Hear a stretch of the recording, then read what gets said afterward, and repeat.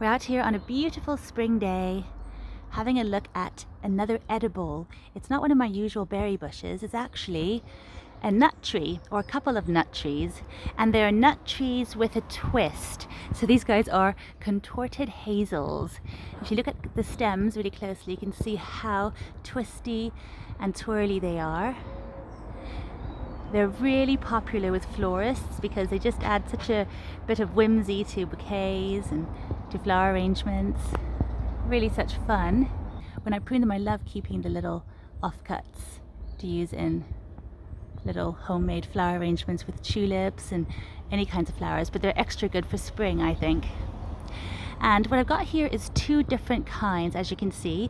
This one is the regular sort of green one, and over here we have the red one. And I think the reason that the red one is a little bit later to break bud is just because it's in a bit more of a sheltered position, a bit more shaded area.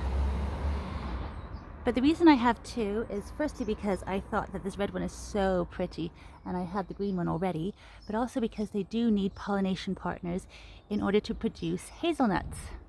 So you could just grow them as a pretty ornamental. They really are gorgeous. They're very slow growing, but I just wanted to also have the added bonus of nuts. I do love hazelnuts. It's such a nice winter crop. If you do decide to grow one of these beauties, a really good thing to bear in mind is that they are grafted onto regular hazel rootstock. And so if we look down here at this one, you just noticed there is a little sucker coming up here, or water shoot. So you just want to cut it right down to the base to make sure it doesn't suck up all the nutrition from the tree that we actually want to grow. Because if you don't keep these in check and get rid of them, then they can just sort of overtake the whole tree. And I've seen some of them, like in some gardens, where they're really big, but mainly they're these sort of straight stems. And of course we're looking for the contorted ones. That's why we're growing them with these twisty ones. But yeah, they're super, super fun.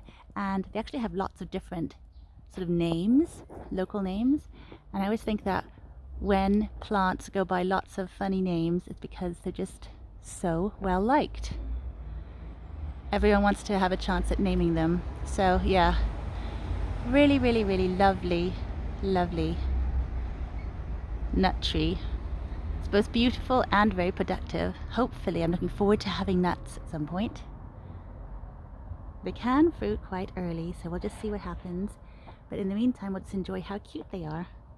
It's right up here against this bench under the cherry tree. How big the cherry tree is. And this really big flowering shrub behind it. So all the pollinators are really enjoying themselves and feasting on this spring day.